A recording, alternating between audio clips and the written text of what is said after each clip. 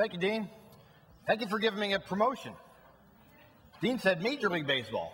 It was minor league baseball. Thanks for the promotion. Also, thank you for putting me on the schedule after an Olympic bronze medal winner. Have to live up to that, too. Thank you. It's good to be here.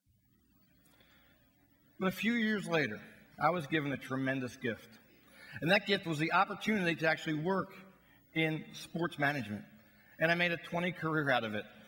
20 years in baseball, going to a ballpark every day to earn a living, doesn't get much better than that. My career was popcorn, peanuts, Cracker Jacks, just like the song. We won some, we lost some got rained out, and won championship. Somehow along the way, though, near the end of that 20 years, I lost a passion for what I was doing. Paul talked a lot about passion this morning.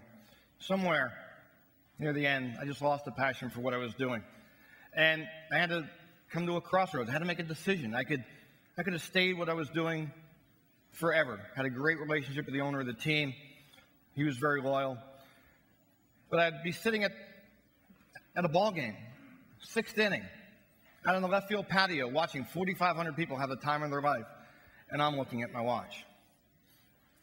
I had to make a decision. It was time to move on.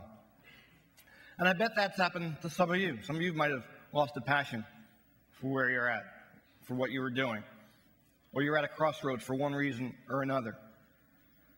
And it's time to move on, time to chase a new dream, like I did 7.5 years ago. Today, I work with business leaders to create a champion mindset for themselves and to help create an organization that we would label a championship culture. And it's very rewarding work. And I've learned something over the last 7.5 years of doing that, something that I hope has some value for each of you here today. The first thing I learned is that at the age of 41, I could redefine myself and my career, my professional and personal identity. And I believe each of you can redefine yourself and your personal and professional identities, regardless of the stage that you're in. I also learned that at the age of 41, I could make a shift, and despite my loss of passion in baseball, I could find something that I was passionate about again, and be as passionate for what I do, my speaking, coaching, and training career, as passionate as I was going to that ballpark every day. And I believe each of you can find a passion for what you do, again, moving forward. And the third is I've learned over the last 8 years that in coaching business leaders and other people like you that want to get to the next level, you can become a champ over your life and career when you follow the right systems, you have the right mindset, and the right habits. And that's what I want to speak to you about today. 20 years in baseball, I saw a lot of players come and go. I saw what might have been labeled as can't miss major league prospects miss. And I saw players that never were expected to go anywhere spend 10 years in the major leagues.